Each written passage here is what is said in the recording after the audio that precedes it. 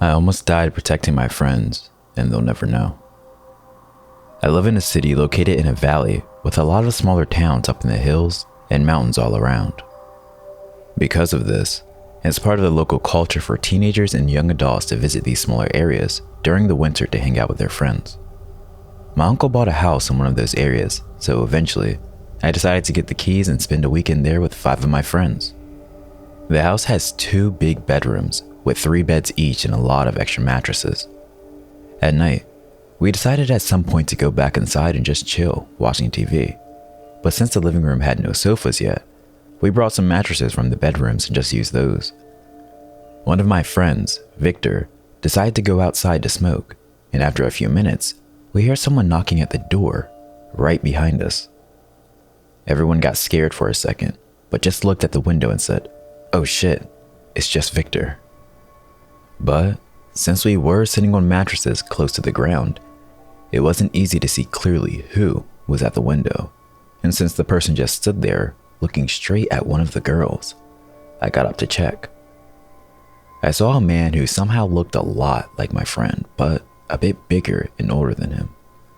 As I concluded that it was a stranger, I froze while looking at him, and him looking back at me.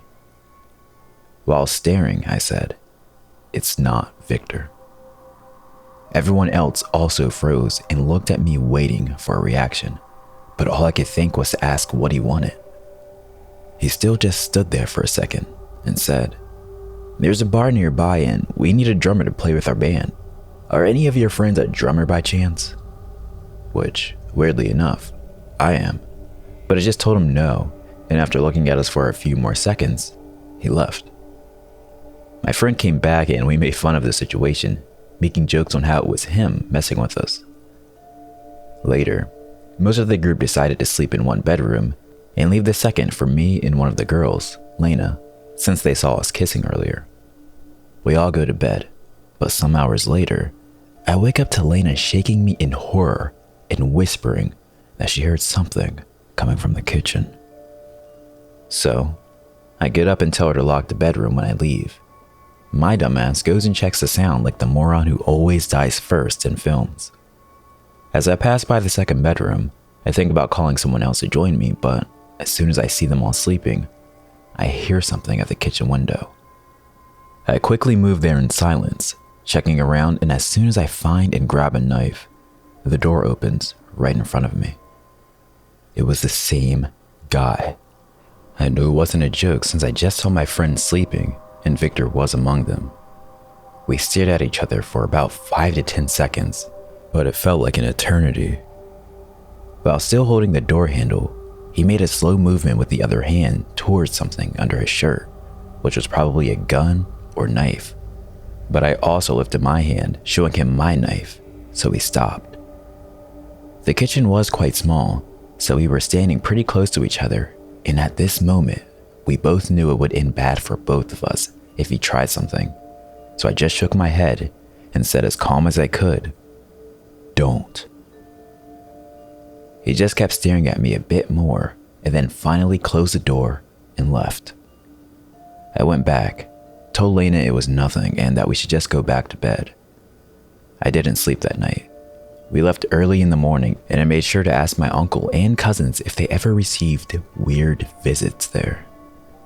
They said that the only person who ever goes there at night is the old neighbor when his wife doesn't let him arrive home drunk, so he grabs my uncle's rocking chair to sleep until he gets sober. Every year my friends talk about spending another weekend there, but I always make an excuse, so we never go through that again, and I don't have the heart to tell them what happened.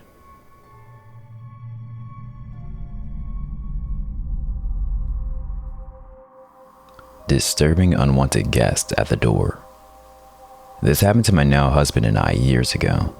At the time we were dating, and this happened when I was staying the night at his house and he lived with his dad. It was around midnight when someone knocked on the door. He cracked it open, and there was a young guy who pleaded for us to let him in. He said he had no shoes on and he was going to freeze to death and really needed to come inside. It was winter and raining, and we could see he really was barefoot. He had no other explanation for what happened or what he wanted from us. He He wasn't asking for a ride or to use the phone. He just insisted he needed to come inside. My husband told him, "I'm sorry, but I'm not comfortable with you coming in here. Try one of our neighbors." The guy refused to leave and kept insisting. After a minute of back and forth, the guy yelled, "If you don't let me in, you're going to kill me." I was getting uncomfortable and said I'm going to get the dog. His dad had a German Shepherd that was vicious. The guy heard me and finally left. He ran off down the whole street, didn't stop at anyone else's house nearby. I always wondered what his deal was and why he singled us out, and what would have happened if he really had fought his way inside, or if we'd let him in. I don't know why they were running around the streets, barefoot, at midnight, but I'm inclined to believe they were definitely getting into some trouble, or wanted to cause some trouble. The whole situation was off and felt very creepy.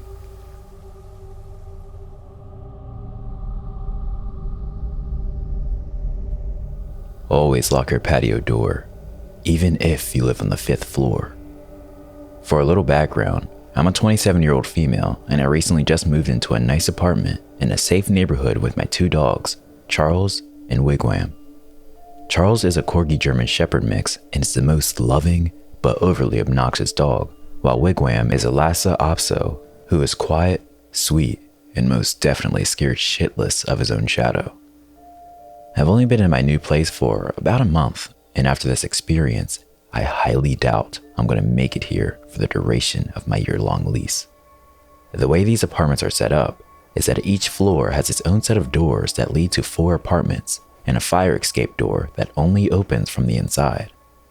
I'm on the back side of the building, which places my patio about 10 feet from the fire escape stairs. I take my dogs out 3 times a day, midnight being the absolute latest I will go outside by myself. And every time I leave my apartment, I put the bar lock on my patio door and lock my front door without fail. About a week ago, we had a snowstorm and I had cracked my patio door just a little because, well, I love cold weather and I'm an adult, so if I want to watch the snowfall, then I'll watch the snowfall. But that was my first mistake. It was around 11 p.m. and I decided that since it was getting late, I should take the dogs out for the night. Because they both hate snow, this would just be a quick trip anyway. I go to lock the patio door, then decide against it because I am on the 5th floor and I'm only going to be outside for a few minutes. I get the dogs ready, grab my keys, and lock my door as I leave the apartment. I get down to the designated pet area with my beloved snow-hating dogs and let them do their thing. Then back to the apartment we go. We got back in safely, or so I thought. This is where I thought I was losing my mind, but in actuality, shit was about to get real. As soon as we walk into the apartment, my dogs run over to the patio door and I notice the door is shut and the bar is locked. That was my second mistake. I immediately thought that was strange, but I didn't connect the dots. I go into the kitchen to get dog treats and both dogs start going crazy and growling at a large cedar chest in my living room. As I'm headed to see what all the commotion is about, I see a pair of eyes creeping from under the chest lid. I stood there for about 5 seconds before I realized what I was seeing and calmly walked backwards to my front door, opened it, and told my dogs, "Let's go outside." They run out, and I immediately get them and myself in the car before locking the doors and calling the police. Thankfully, the police show up in less than 5 minutes and they go up to my apartment. After anxiously waiting in my car for about 20 minutes, 2 officers come out and they're dragging what appeared to be a 40-year-old man out of my building in cuffs. This isn't all though. This dude had been watching me since I moved in and had been staking out my place, waiting for an opportunity to get inside because he knew I lived alone.